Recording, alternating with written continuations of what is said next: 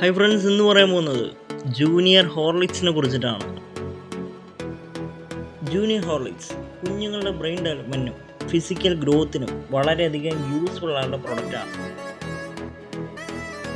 അതുപോലെ തന്നെ DHA, Colin, folic acid ഈ ഒരു പ്രോഡക്റ്റിൽ അടങ്ങിയിട്ടുള്ളതുകൊണ്ട് തന്നെ ആരോഗ്യകരമായിട്ടുള്ള തലച്ചോറിന് പ്രവർത്തനത്തിന് കാരണമാകും. 2 to 6 വയസ്സ് പ്രായമുള്ള കുട്ടികൾക്ക് വേണ്ടിയിട്ട് രൂപകൽപ്പന ചെയ്തിട്ടുള്ള ഒരു പ്രൊഡക്റ്റാണ്.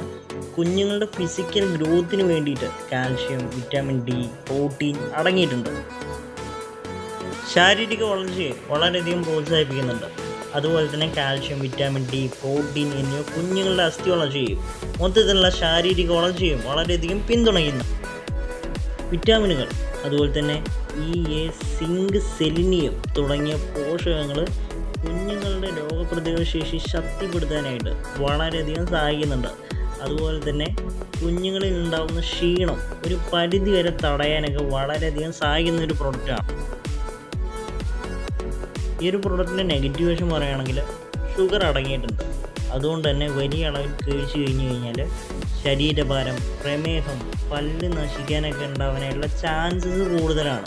അതുകൊണ്ട് തന്നെ പഴങ്ങൾ, പച്ചക്കറികൾ പോലുള്ള ഭക്ഷണങ്ങൾക്ക് കൂടുതൽ മുൻഗണന നൽകുകയും ചെയ്യേണ്ടത് വളരെയധികം നിർണായകമാണ്. ഈ ഒരു പ്രൊഡക്റ്റിൻ്റെ സൈഡ് എഫക്റ്റിനെ കുറിച്ചിട്ട് പറയുകയാണെങ്കിൽ സാധാരണ ആയിട്ടുള്ള സൈഡ് എഫക്റ്റ് പറയുകയാണെങ്കിൽ ഗ്യാസ് അല്ലെങ്കിൽ വയറ് വീർക്കലൊക്കെ അനുഭവപ്പെടാം.